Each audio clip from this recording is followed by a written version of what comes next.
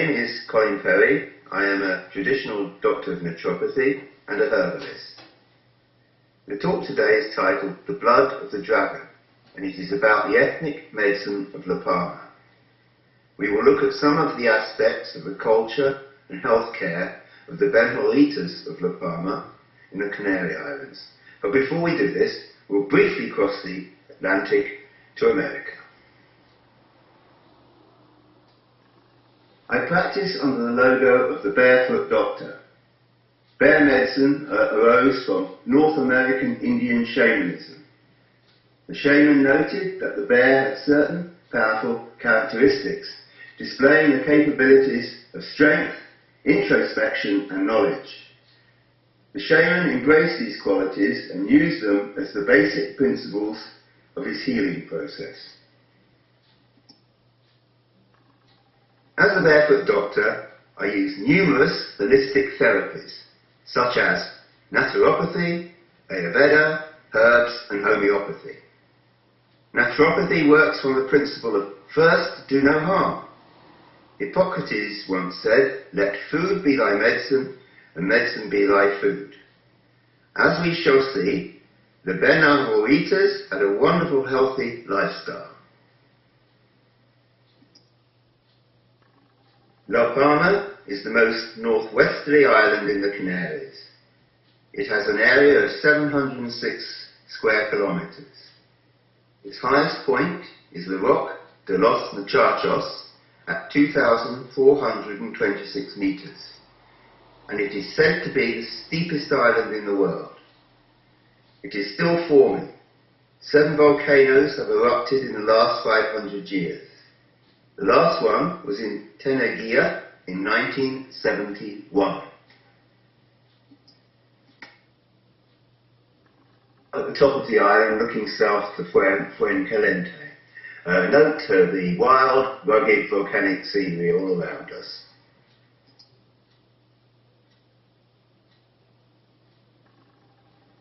Now, the Guanches is a general term for the indigenous population of the Canary Islands. But in La Palma they are specifically known as Benjolitas.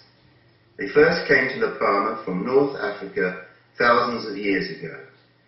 They lived a Stone Age lifestyle and had a totally symbiotic relationship with the land, the sea and the sky. They believed that God was beyond space, time and matter. They called him a Bora. Piled up stones were used as altars.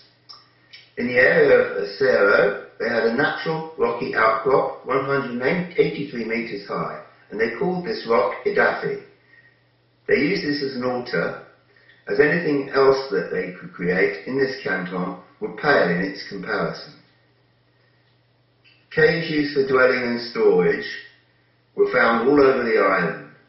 People lived below 600 metres as the climate at this altitude was agreeable all the year round. It was a Stone Age culture. Tools and implements were made from wood, bone and clay. Having no metal, they cut with sharp stones such as basalt and obsidian.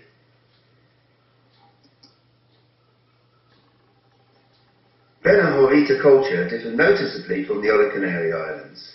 The abundant rock engravings are much more extensive than on the other islands. Also, their pottery is more finely detailed with profuse ornamentation. This led historians to postulate that they came from tribes in northwestern Morocco. The art has a lot in common in both places.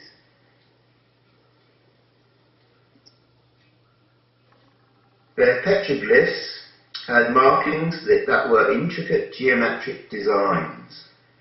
This particular one can be found in Belmaco in the south of the island. Here we see a very striking petroglyph at La Zarza in the north of the island. No one has yet successfully translated their meaning despite much speculation. We will now look at a few examples of their pottery. The pot here is a reproduction of an original Benjolita design. The fluted design is also similar to that has been found in Morocco. We see a modern potter actually reproducing the designs in a pottery in Palma. According to archaeological finds, they managed to perform quite complex surgery. There are many plants on the Palma with medicinal qualities. The people learned to be good at both human and veterinary medicine. They used leaves, bark and roots as unguents, tisanes and extractions. They also used healing medicinal baths.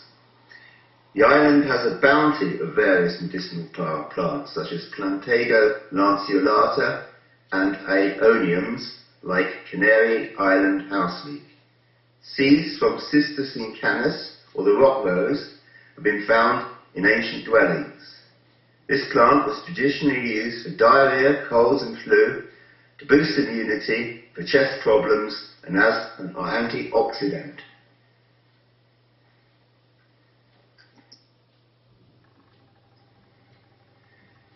They were vets as well as goat herds. They understood how to treat their ill goats. They knew the plants and pastures that could harm them, so they practiced preventative medicine as well as cure. Their goats were very important to them in providing them with milk, meat and clothing. The historian Thomas de Cubas wrote, "The male goats get stones in their bladders, and many die from eating brood. No plague or contagious illness has been found on the island, other than those brought in from other places. They have been cured here."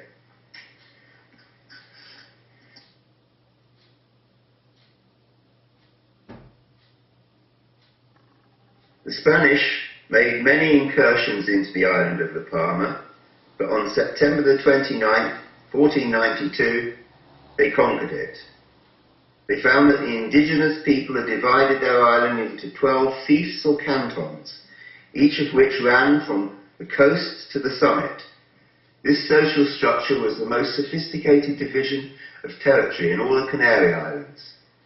The same system has continued with little change until the present day. The earlier map on the left shows how this Stone Age society was intelligently organised. Each of the 12 cantons had its own leadership. Every canton has littoral for fishing, lower slopes for living and growing, and high slopes for pasture. Apart from pig, goat and fish, they ate seeds and roots, and recent discoveries in the El Tendal Cave have confirmed that they grew wheat, barley, lentils and pea-like cereals. It seemed that because their GI tracts were not contaminated by processed food and refined sugar, they didn't have a problem digesting gluten. Sadly, lots of information remains lost. What the volcanoes haven't destroyed, Christianity has. We will now look at the Dracaena Draco or dragon tree. This particular one is growing in the capital of Santa Cruz de la Palma. Dracaena Draco is native to the Canary Islands.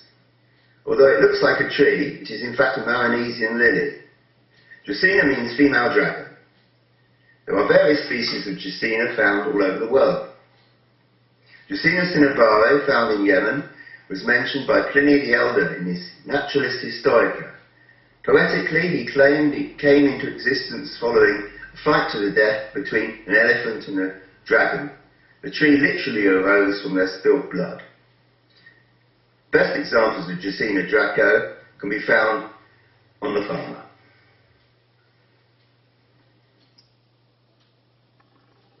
Here we see some wild Dracaena Dracos growing in Garafia in the northwest of the island on the Barrancos.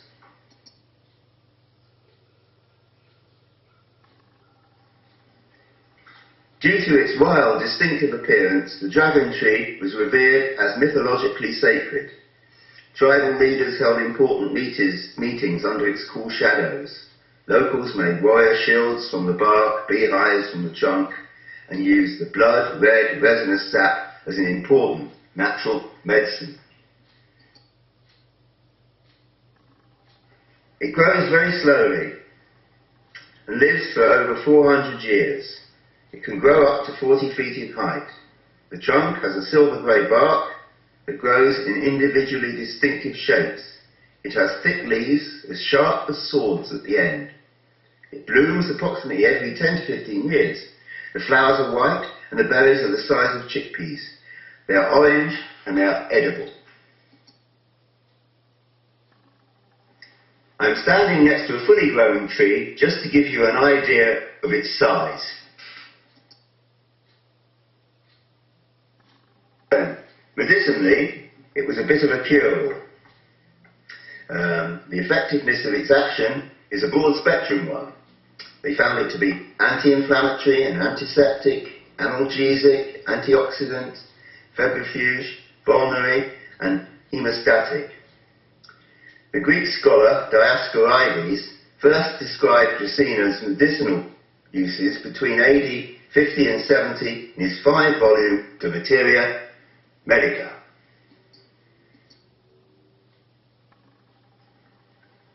Topically, it can be used as a hemostatic to stop bleeding, a vulnerary to dress dry, wet wounds such as skin ulcers. Its antimicrobial properties can be used on dermatitis and eczema. It strengthens gums and heals mouth ulcers and is used as a toothpaste.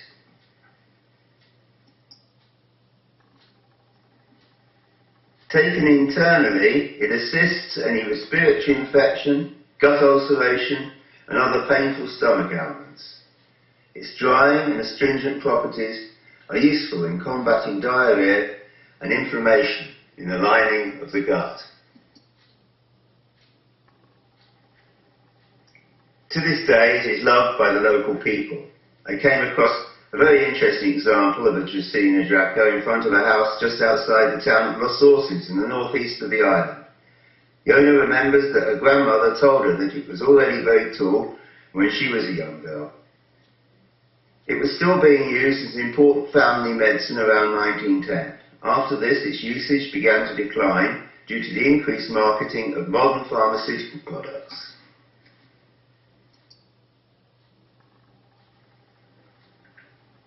Recent research has shown that it is able to suppress voltage gate sodium channels, thus reducing the pain stimulus.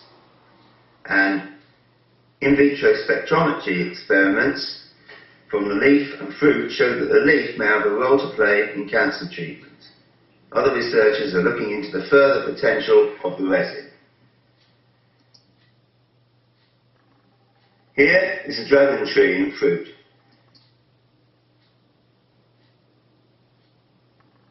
Now, of course, we all have to die, and when a Benorita was old and ill and ready to die, he became sad and cried to his relatives, "Vacaguai," which means "I want to die."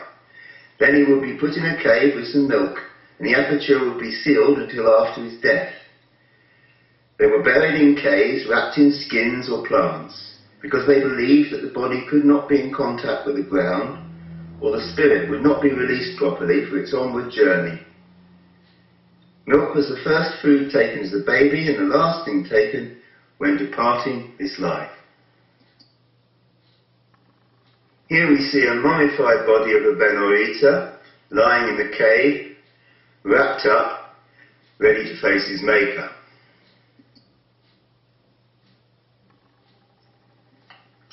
Several months after the Spanish conquest of La Palma, one local lord still put up resistance against them. His name was Tanausu. He was lord of the Cerro, and he was also known as the last king of La Palma. Tanausu had problems with violent attacks in the past before the Spanish came. His uncle, Atagmatoma, raised an army against him to try to depose him, so he could take over as the lord. Tagmatoma didn't succeed because the Cerro was such a strong natural fortress. This natural mountain fortress is now named Caldera de Taburente. He was betrayed to the forces of Fernandez de Luego, who could find no other way to vanquish Tanausu and his people apart from betraying him. De Lugo sent Juan de la Palma, who converted to Christianity, and was related to Tanausu up the Caldera. he somehow persuaded Tanausu to come down the Adama Canis Pass in order to reach an honourable settlement with the Spanish. It turned out to be a trick, a betrayal. The Spanish ambushed him, and the island hero fell into their hands after a bloody battle.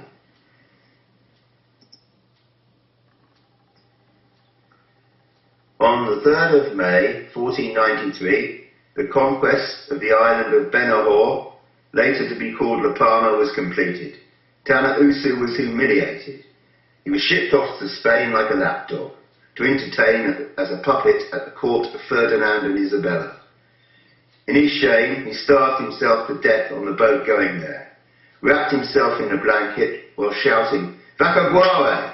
thus announcing the tragic fall of a beautiful, self-sufficient culture that had lasted over 2,000 years.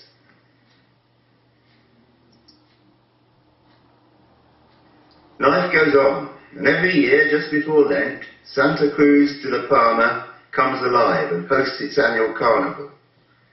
This is a celebration of the political, cultural and agricultural links between La Palma and countries such as Venezuela in South America.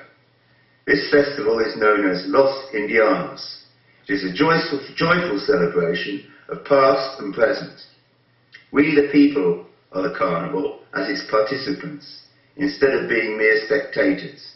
It is a fabulous day, and we will conclude this talk with a few pictures.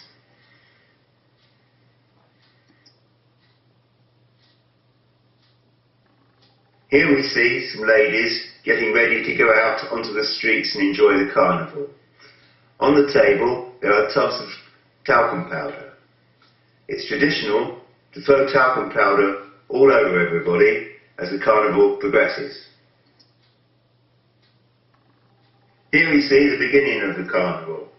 It's morning time and people are just getting ready to enjoy the day. The streets are still grey because the talcum powder hasn't been thrown in everywhere yet. It's the middle of the day and people are gathered in the centre of the town.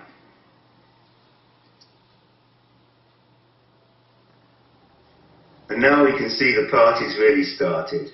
Everybody's throwing talcum powder everywhere and the street's beginning to turn white.